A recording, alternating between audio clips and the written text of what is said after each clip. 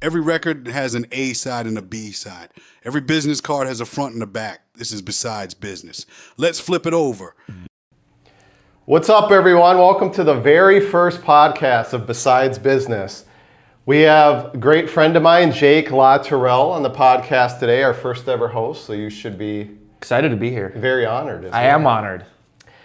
Thank you for having us. Jake actually is in the office with me every day. So Jake, if you want to just start, tell us a little bit about your day job, and then we'll get to so I do all the media and marketing for Edge, video, graphics. I help with the app, social media pages, photography, filming the events, all that stuff.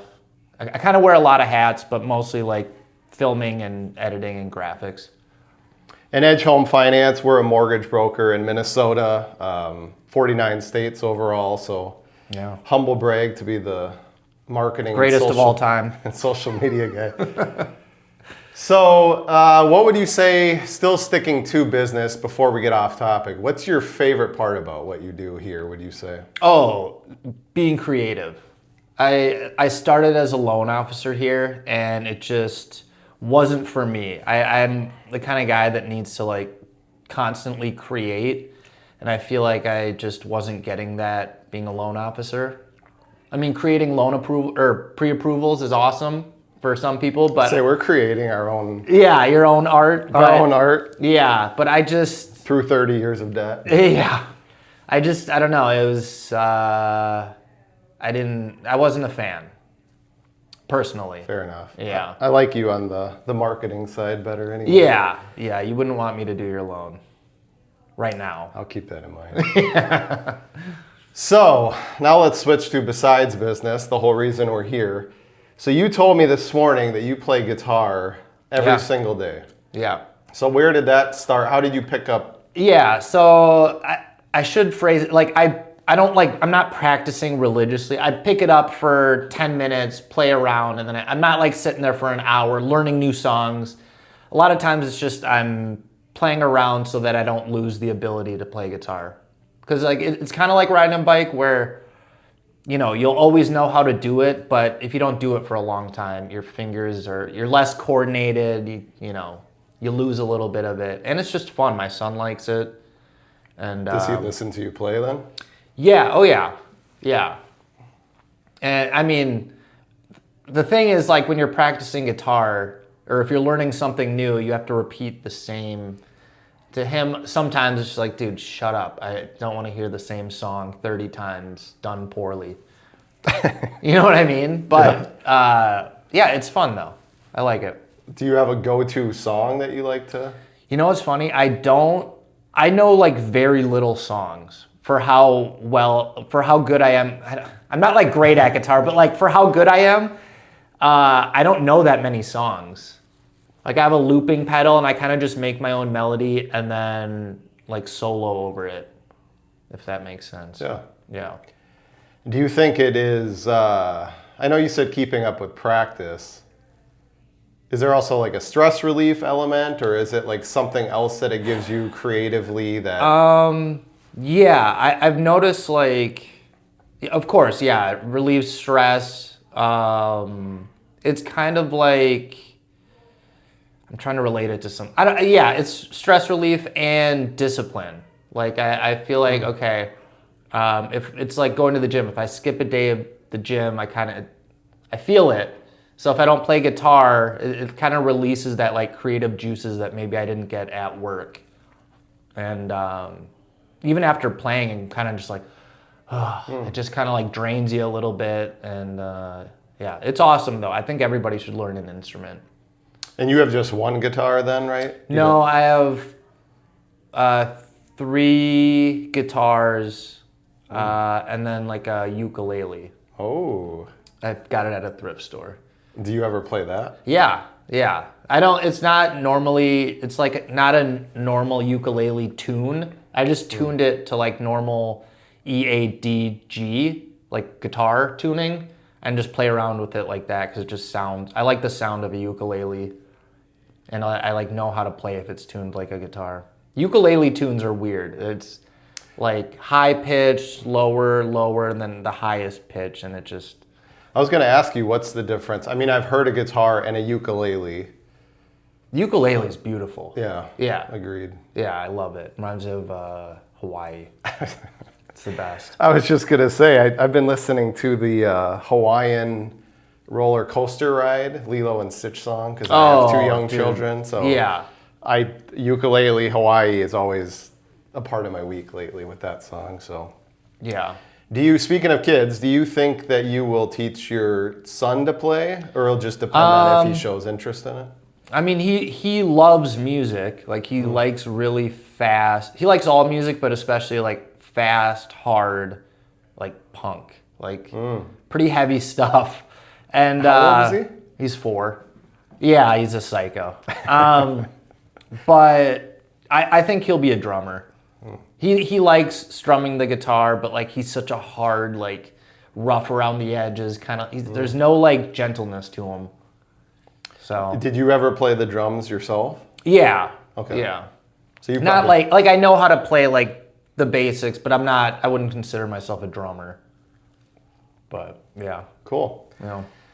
Do you play any instruments? I don't. Oh. That's why, I mean, talking to you about it is, when you said EADG, until you said it after, I was like, oh, okay. Yeah. I was trying to roll with it. And Standard tune. No, I love those letters. 4 of my favorites. Those are my favorite letters. I'm probably one of the least, I love music. I actually love cooking, listening to R&B music. R&B? Yeah. That kind of blows my mind. Like, what? I mean, I grew up hip hop as well, but like Yeah. R&B kind of puts me in the right. Like Sade or like Casey and JoJo or what? Both are on the playlist at some point. I usually start with Keith Sweat. Okay. Real, I've heard of real Keith sexy. Yep. Keith Sweat, Nobody. Alexa and Siri in my household are sick of playing that. But I'll usually put that on, cook. It kind of de-stresses me and helps me chill out. So, but other than listening to music, myself, I'm one of the most least musical people you ever meet. So well, everybody is until they, so was I before I started playing guitar. Yeah. And everybody's horrible. Unless they're like some savant piano dork who just knew how to play coming out of the womb. Yeah. But, yeah. Well, thanks for sharing that. That's cool I like talking to people about, some daily habits, things that give them enjoyment. So diving into your past a little bit professionally, you told me that you worked at a nursing home for a while. Yeah. How long was that? I think it was 8 or 9 years I worked there. Okay, wow. Yeah, I was in activities, and it was probably my favorite job of all time. You'd walk in, I'd say, like I'd wake up maybe in a bad mood, I'd get to the nursing home, and in a matter of 5 minutes, I was like, what was I mad about? Because it's just, you start talking to the residents, and it's very humbling. You feel like, I don't know, you feel like you're making a difference. A lot of times people, kids, they'll drop their mom or dad off at a nursing home and then see them once or twice a year at like Christmas or Easter or Thanksgiving. And it's pretty sad. Yeah. So it's pretty cool to, I don't know, they're at the final stages of their life, and being able to, I don't know, cheer them up a little bit, it feels good. What do you think it is, if you had to put your finger on it, like when you walked into work, you humbled you, helped put things in perspective for you. What would you say is the biggest part about that? Just that they're old and struggling, or that they're... Yeah, I mean, before I started there, I was desperate for a job before I started there.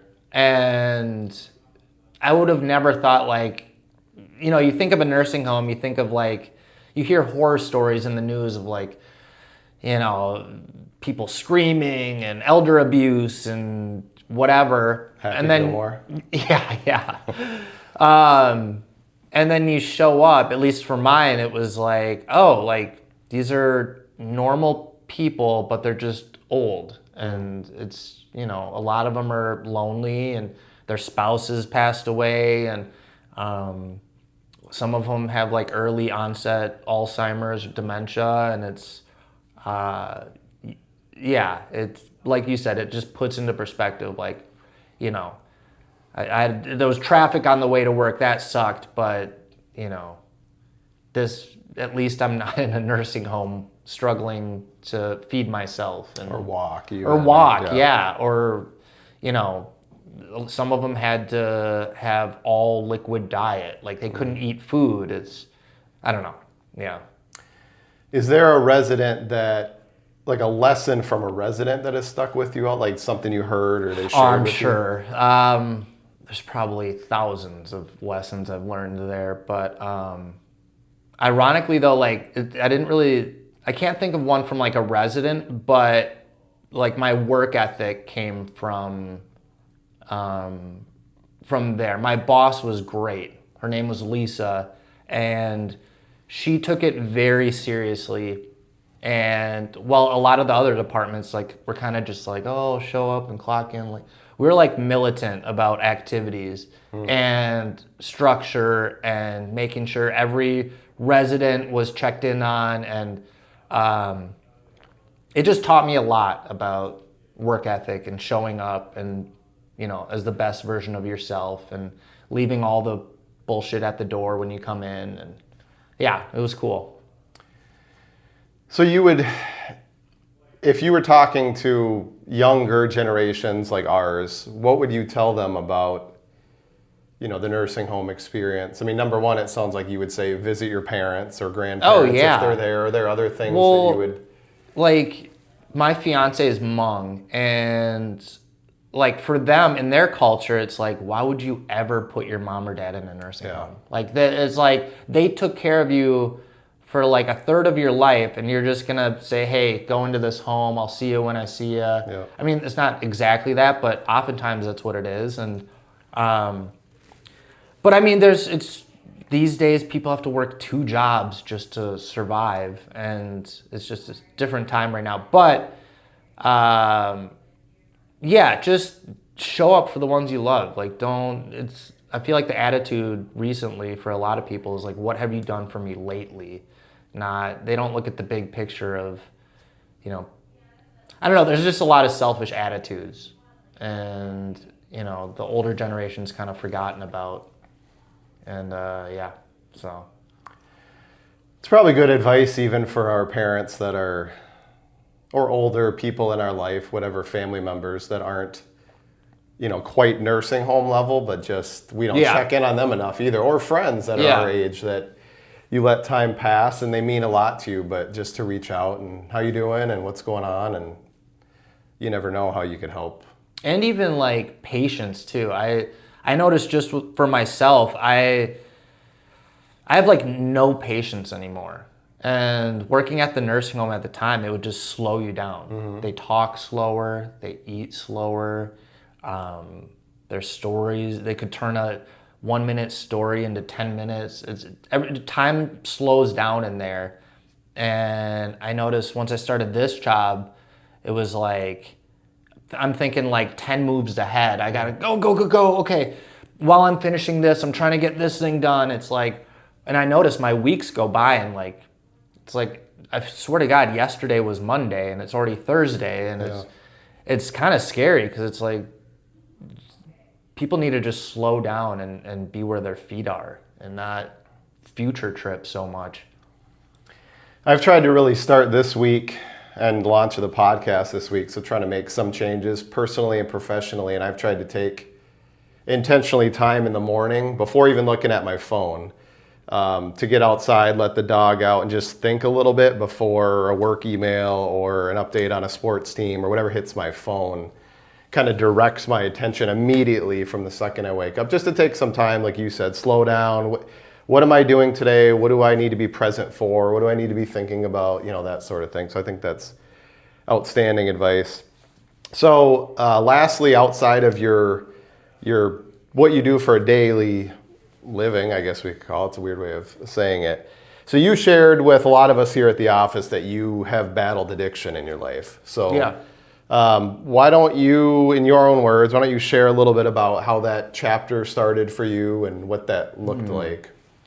I'm trying to think of when I don't know like when I don't think it started when I first took like my first drug or drink or whatever. I think it started before then, just with like mental health stuff, like anxiety and you know, I don't even know like where it officially started, like, because it's not really like yes, you can be addicted to like drugs and alcohol and stuff, but like the mentality of an addict started probably years before that. It probably started though like when I was really young and my parents got divorced, and you know, my dad would, you know, he was a drinker, and I remember being one of the kids at the bar till like 1 a.m. with other kids. You know what I mean? So I'm sure it started sometime back then, but like the drug use probably started in like ninth or 10th grade. Okay. I had like buddies who would, you know, smoke weed, and then I wanted to fit in and be cool, so I started smoking, even though I hated it. But it was always that like trying to fit in and be cool and be perceived as like the cool, edgy guy. I cared a lot about what people thought of me. And as I've gotten older, I've like completely detached, not completely because everybody cares a little bit, but I've detached a lot from that mentality. And I'm trying to like instill in my son that like, because even right now he's 4 years old and he gets like nervous about taking his shirt off in front of people, and I'm like, dude, we're at the pool. Like, what are you talking about? And you're 4. And you're 4, yeah, that too. It's like, I was like, you look great. Like, their opinion doesn't matter. Like, the biggest thing that I wish someone would have told me is like, hey, don't be afraid to be embarrassed. That's like such a like profound thing. I remember I heard that and I was like, don't be afraid to be embarrassed. It's like, I think embarrassment is like an underutilized feeling. Like, to manage embarrassment, like you could do a lot with that. Yeah. Like, I don't know. Well, especially if you weren't scared of embarrassment, you would. What wouldn't you do? You could take, you wouldn't worry about, like, you would be your true self. Like, or at least for me, like, I would be, I don't even know what I would do, but I felt. Start a podcast. Yeah, start a podcast. I've definitely, I don't know. I don't even know what the original question was, but. Well, when you started the chapter of addiction. So so high school-ish, so where did that take you then? What was like your worst days of addiction? What drugs or what were you doing? My dad, I mean, before my dad even passed away, I was, you know, Xanax and, you know, painkillers and whatever pills I could find, really. It's like whatever thing that could like take me out of reality. You know, because at the time, like during my worst, like I didn't have a job. I was living with my mom in her 2-bedroom apartment. I was single. I had lost my license because of DWI. You know, and she's a flight attendant, so she would fly, and I would just like sit in my pajama pants all day and just play video games, and just horrible. Like the most depressing. It was like awful. I think I was like 20, like early 20s, and it's like that time you're supposed to be like, you know, friends were getting out of college and they're, you know,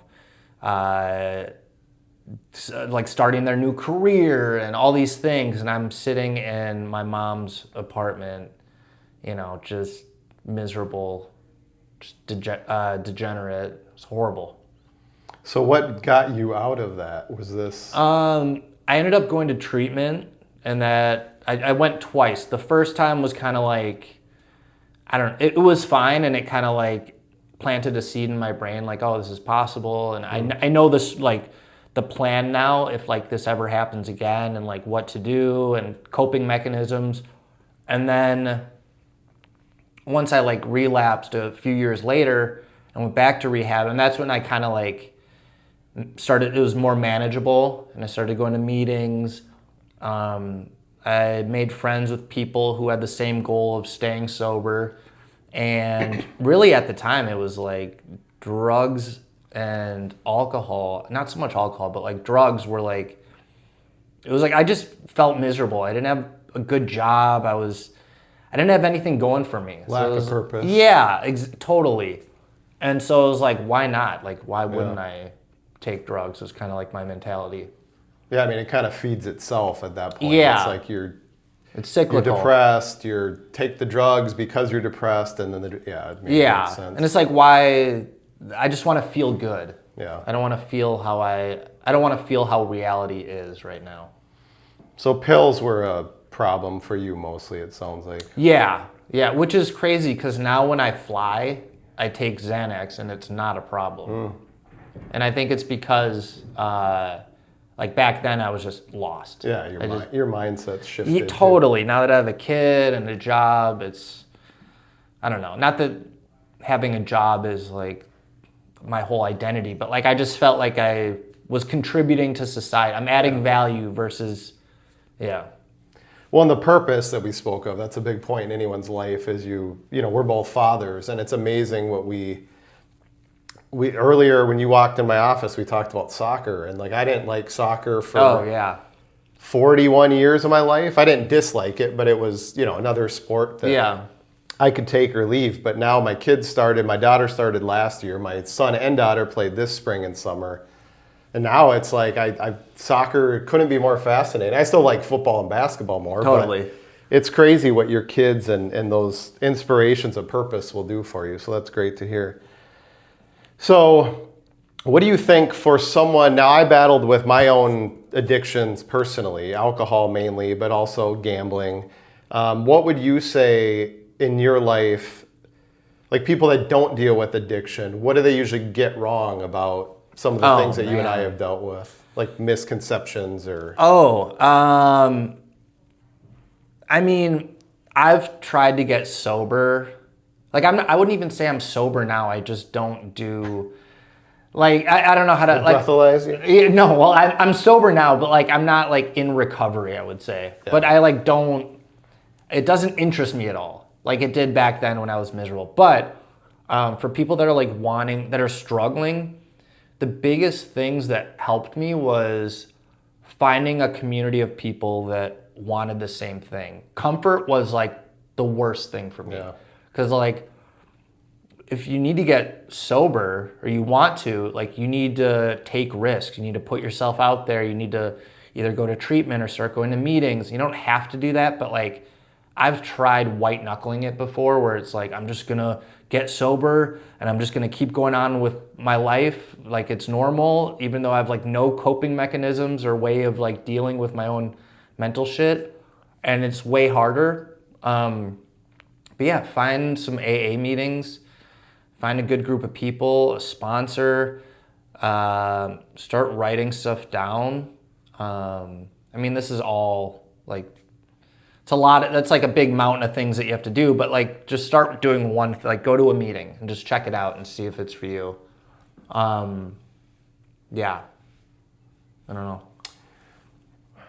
Let's end it on your son, because I know when we talk about different things as you and I talk on a weekly basis, you mention your son a lot. It comes up, my son and daughter come up a lot for me.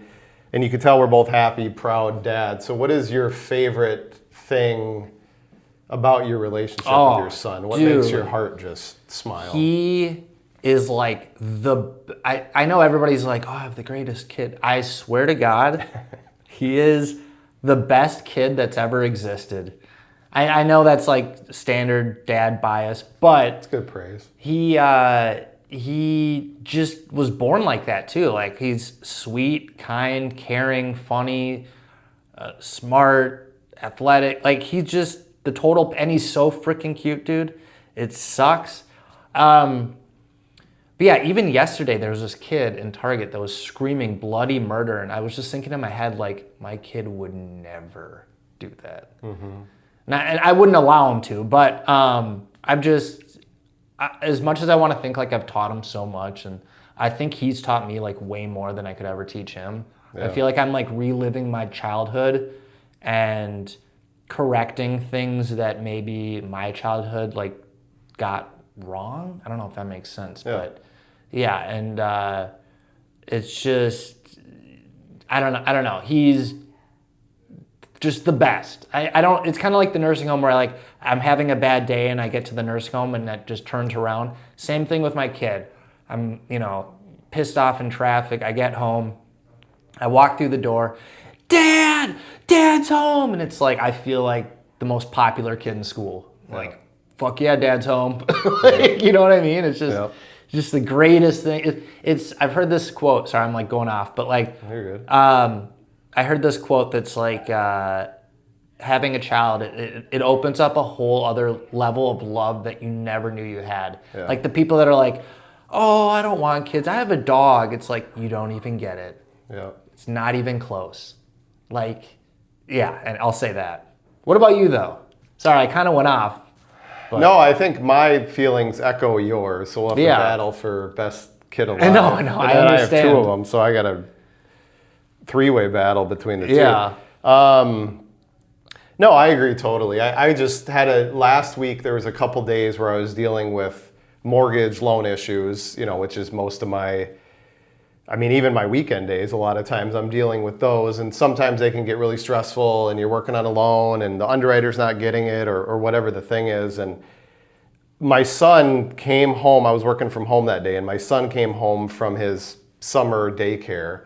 And I immediately just felt like a wave of, I was still dealing with those things and there were still unresolved issues that I knew I'd have to take care of tomorrow. But there was something just about his presence that I immediately was just like, oh. Yeah. All is kind of like you walk into the nursery home, I would imagine, nursery home. All is right with the world. These loan issues aren't that bad. This loan will probably be closed in 3 weeks with no problems anyway. When I'm 80 in a nursing home, or 90, 100 hopefully, I won't be thinking about this loan, but I'll be thankful for him. Yeah. And, the relationship we have, and hopefully he comes to visit me then. But no, I totally agree. It's amazing how they just, it's all the best of you and then parts of the worst of you. Yeah. And just they love that. I was one of those dog people that, me, I bring Griffey into the office here. Great dog, by the way. I love that dog. Thank you. Greatest dog ever. Yeah.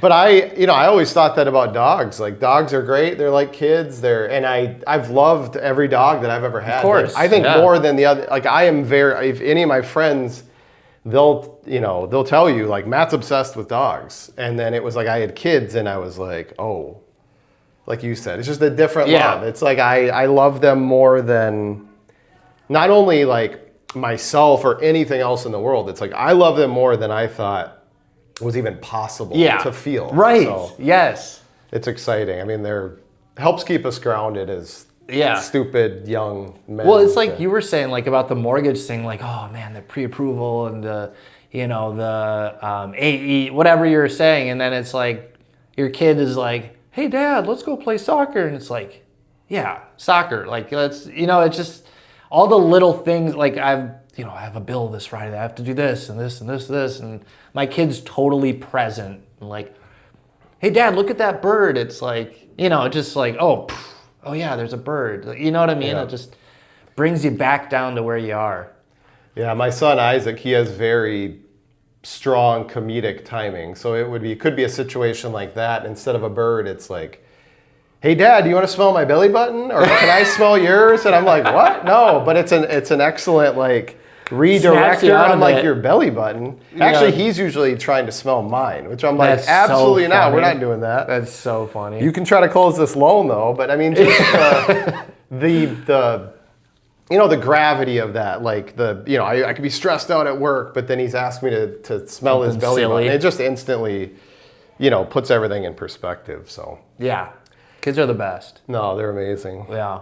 Well, thank you, Jake. I think that's all we're going to go over today for your Dude, that was great. your work life and Easy. your life besides business. Yeah, it was fun talking to you. So we'll have you back on, I'm sure, when we have a million episode, subscribers. Yeah, 1 million views or subscribers, whatever comes first. So thank you for taking time out with us. We appreciate it. Awesome, dude. You crushed it.